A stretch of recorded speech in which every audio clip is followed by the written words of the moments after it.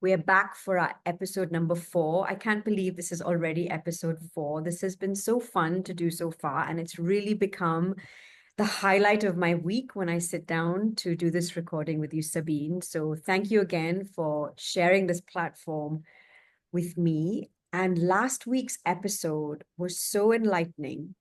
It really made me think about how I need to take it so seriously, to pause and take that time to reflect on who I am and who I want to be. And just by having done it a few times last week, I feel the difference in the clarity I have in my mind and how I'm feeling about certain things. And I feel like you said in the last episode, it will become a habit. And as you do it more and more, it will become easier and then it will start integrating. So if you haven't listened to last week's episode where we talk about how you can strip out the noise and go back to basics about who you are and who you want to be, do have a listen to that episode.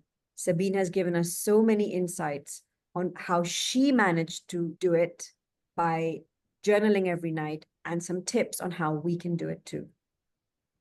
And with that background, I want to talk a little bit about some other kind of noise that's being thrown at us in addition to our general day-to-day life is all the new technology and the avalanche of information that's being thrown at us every single day. So how do we even know what we need to know? And how do we filter out the information that matters to us that we need to know? This is a big question because it is impossible today to keep up with the changes that are happening in technology. 2024 was a year of massive adoption. 2023 was when everyone started dabbling with it, and it was kind of just this experiment. And it's still an experiment, and it always will be an experiment, the use of new technology like AI. However, 2024 and all the reports, if you read the state of AI in 2024, whatever report you read will tell you that adoption has increased dramatically, productivity has increased dramatically, and therefore optimism around how these tools are going to help us has increased dramatically. And that all sounds great until if you've not been using it and you want to start using it and you don't know where to begin because there's just so much information out there. So I want to say two things about this. It is impossible for you to try and keep up with all the information and all the news and all the trends that are happening in this space. You just need to try to understand how you want to use the tools and how you think it can help your life, whether it's your personal life or your business. Try and narrow your consumption of information to what you need to use the tool for, or what you want to experiment to use the tool for, or what you just want to use the tool for to save time, money, energy. So this is one way to filter it out. I don't know if you feel the same, Sabine, if you feel like you're overwhelmed with all the information that comes at you. Do you? It's a brilliant topic, Abba, to be honest with you, because especially since I have spent the time to consider who do I want to be and what does that actually demand of me when it comes to, changing behavior, starting new habits and things like these. The utmost importance really is to keep this clarity on the decisions that I make. Also meaning which options of all those options that are out there do I actually pick? And this is definitely one thing that is almost overwhelming to me, that whatever I want to do, there are at least 100 different options to pick from. And it's exactly the same with software, technology, anything that could potentially help me. Many times, my biggest problem is I don't know what would actually help me the most. I don't know which other option would probably even be better, but I also don't know which option would require me to know certain things before I even start using it. So I have to admit that oftentimes I'm falling into the trap that I just use whatever everybody else is using. So for example, ChatGPT, everybody is talking about it. I'm starting to use it too. It is tremendously helpful. I'm not going to say anything bad about it. But at the same time, I also know that there are other very similar products out there that I simply have never tried because I don't know anybody else who has. Sometimes I hear people talk about other options on conferences and I'm thinking, oh, wow, that sounds really interesting.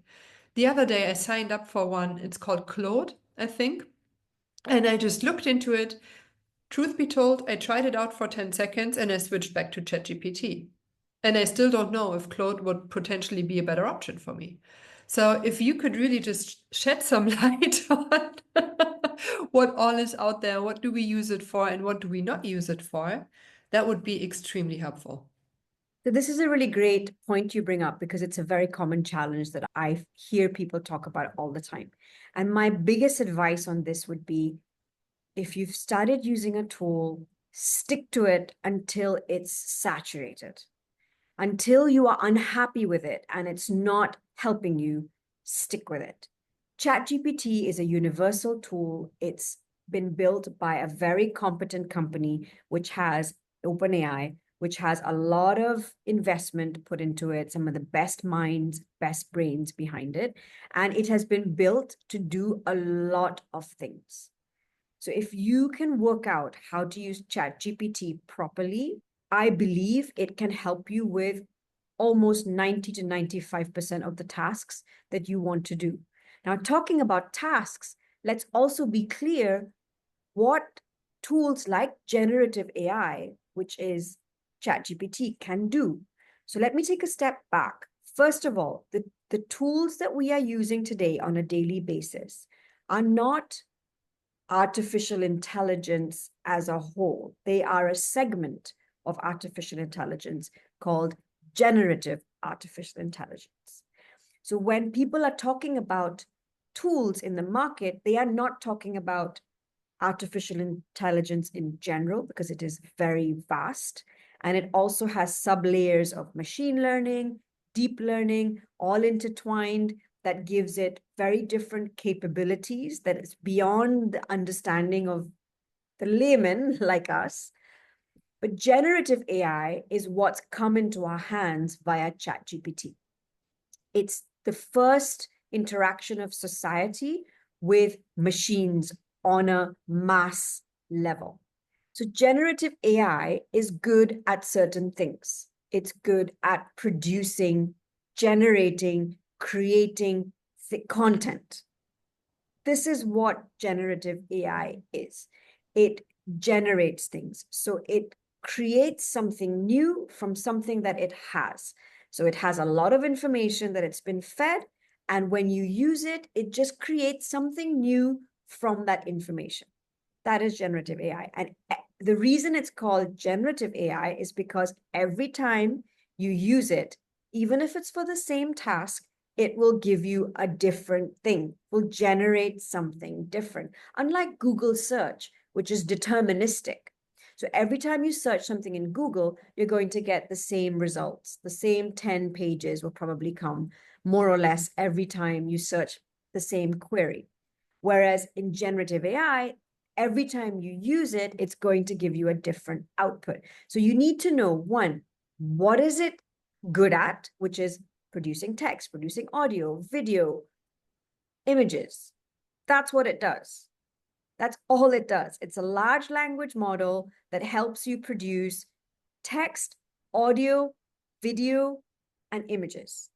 And multimodal content, which means all of it at the same time. If you understand that this is what it's going to help me with, you will realize that ChatGPT can do all of that very, very well. And 2024 was the year that ChatGPT became multimodal. So not only can we write to it, we can speak to it, we can give it video, we can give it audio, we can give it visuals to look at, we can give it PDFs to look at. So it can also interact with us in voice. It can also interact with us.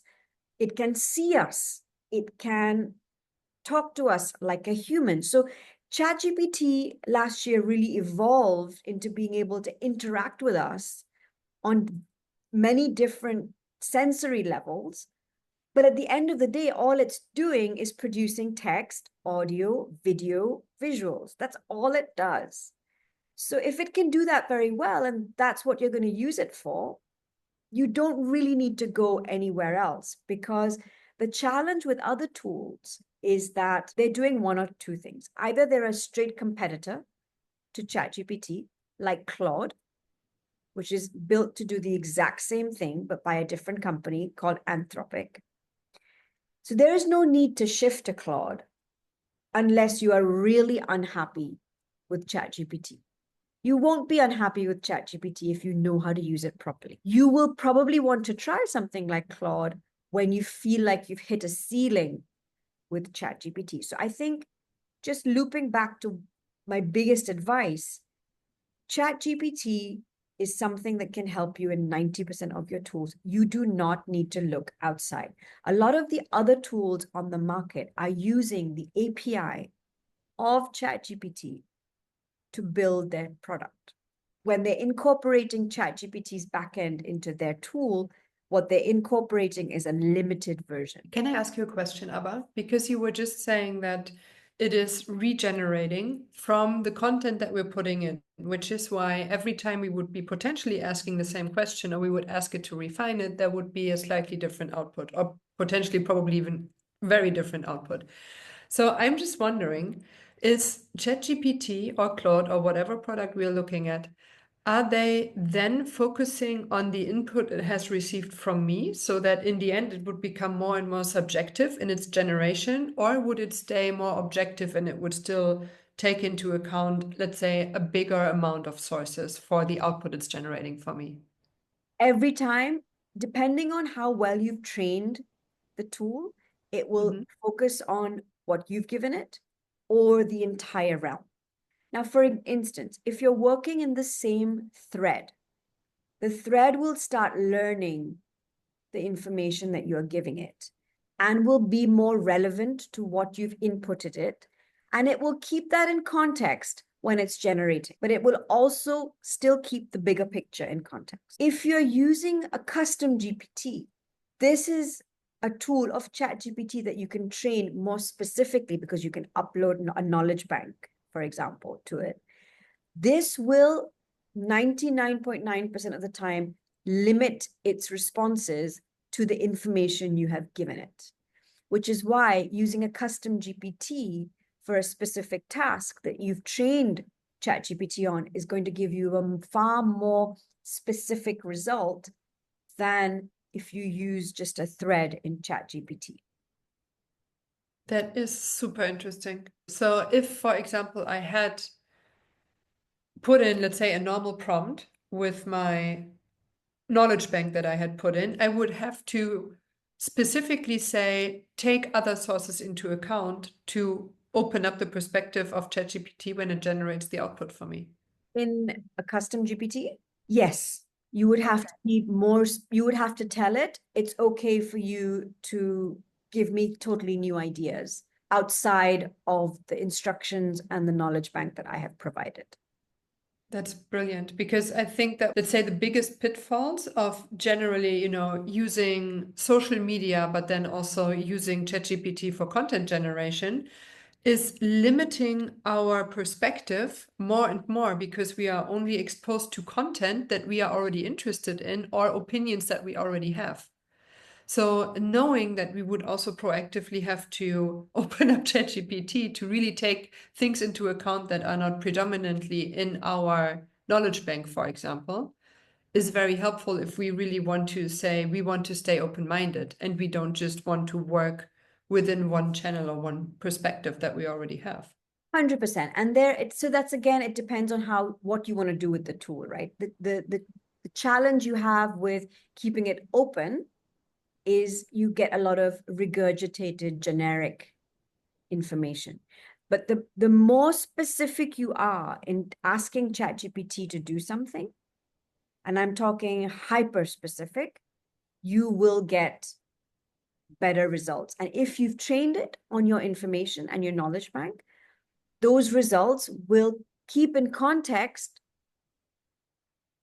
your information, which will make the output that it generates uniquely yours. Whereas if you don't give it hyper-specific instructions or a knowledge bank or information or enough context to work with, you are going to get more generic responses that then you won't be very happy with and are not very impactful or effective because they're so generic that they don't really add any value. And this is a challenge that most people face when they're using tools like ChatGPTs. They don't know how to train them properly. So in the beginning, everyone is excited because of wow, it's creating all this stuff so quickly and this is so amazing. But then after using it for a little bit, they realize, but this is so generic. It's not really telling me anything different. It's not really adding value to my work. But that's when it needs you. It needs you to give it your knowledge. It needs you to give it your information, your expertise, your life experiences, whatever you've learned over the last how many ever years in your profession or in your life. It doesn't have, that's not a person. It's just a large language model. If you realize that ChatGPT is just a large language model that has been fed all the information on the internet, and it is just giving you the next best word based on large data patterns that it's been trained on, you realize that it's like a very sophisticated autocomplete. That's literally what it is. Now, when you realize that that's all it is, and it has no intelligence, it's just a very clever autocomplete that knows how to complete sentences really well because it's been fed a lot of information, you realize that it really can't add more value to what you're doing, but it can help you enhance the value that you have to offer. Absolutely. This is the challenge that most people face when they're using ChatGPT. They think it's like a magic bullet. It's not. It's just giving you the next best word. And it's trained very well. So it's very clever in giving you the next best word. But that's all it's doing. So if you think of it that way, you will take a step back and be like, okay, what can I give it to educate this tool better on who I am, what I want, what I do, and what I want to put out there in the world? And then it will really help you take that and augment it. So I like to call artificial intelligence augmented intelligence. So if you use it like that, you're more likely to get more value from it. So don't try to keep up with what's going on because you can't. A good way to circumvent that is to find a few people that you like and admire that are doing similar things to you, that are a bit ahead of you in AI so that you can follow their journey. But again, pick a few people so you get different perspectives. And just pick a tool. Start with ChatGPT because honestly, it's one of the best and it can do a lot. For $20 a month, pay for the plus version because the results are much better, the outputs are much faster, your limits are more. And just stick with it till you've hit a ceiling. Learn how to train it. Don't shop around for hundreds of tools. If you have time and you're curious, of course. But if you want to get stuff done, and I'm very much about using AI to get stuff done, focus on ChatGPT to get what you need to get done. And then if you've tried it 10 times and you've looked at all the ways to train it and you're not happy, more likely than not, you haven't trained it properly. But if you think you've trained it properly and you're still unhappy, try Claude. You've been saying a few times now about that training ChatGPT, or as a matter of fact, any other tool out there, is basically the foundation for how successful I can be with the content that I'm generating. What would be your number one advice for newbies or even for people who started to use ChatGPT a short time ago? What should we do to really train it to the best level so that the content we're receiving is in fact the best possible for us? There are many ways to do this. But if you're starting out, the first thing I would say, when you are asking ChatGPT to do something for you, pretend it is a digital intern that you've just hired, like a person who knows nothing about you, nothing about your business, nothing about who you are, what you do, why you do, who you serve, what you want. They know nothing. And focus on giving it crystal clear instructions on who you are, what you do, what you want to use the tool for, so that it can give you a good output. And a lot of people are lazy. They don't want to spend time giving it the right information. So if you have written a brief for anyone in your life before, pretend ChatGPT is a person who's just been employed by you, and you need to give it all the information, context, background of what you want, why you want, how long you want it, and what you want to do with the information it gives you. Another hack I'm going to give you is when you ask ChatGPT to do something, just work in a thread in the beginning, just open a chat and start talking to it.